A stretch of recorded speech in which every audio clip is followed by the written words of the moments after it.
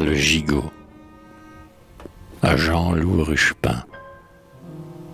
Quand le gigot paraît au milieu de la table, fleur en l'ail, et couché sur un lit respectable, de joyeux haricots, on se sent beaucoup mieux, un charme vous pénètre, tout un chacun voyant son appétit renaître, aiguise ses chicots. On avait bien mangé 1000 riens d'œuvre et autres, mais quel sera leur eau? Songez le bon apôtre, de convives anxieux. Bravo, c'est un gigot, une servante brave vient d'entrer, en ses bras portant, robuste et grave, ce fardeau précieux.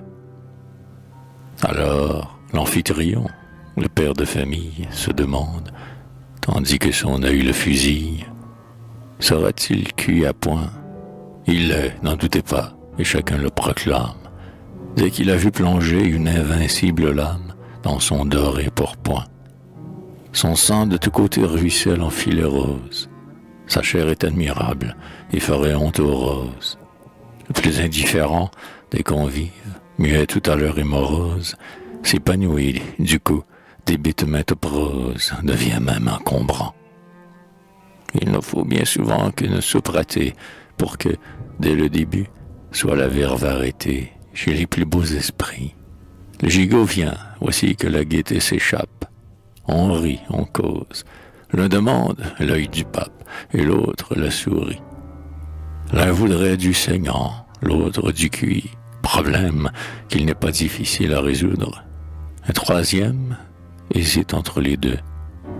Le propre d'un gigot, cuit selon le principe, étant de satisfaire au goût de chaque type, serait-il hasardeux? Quelquefois on cause art, science, politique. La conversation prend un tour emphatique qui n'est pas sans danger. Arrive le gigot. Adieu les grandes phrases. Chacun son voisin dit « Assez, tu me rases. » Parlons donc de manger. Vous êtes au gigot le plat de résistance, le morceau de haut goût, la viande d'importance, sur quoi rien ne prévaut.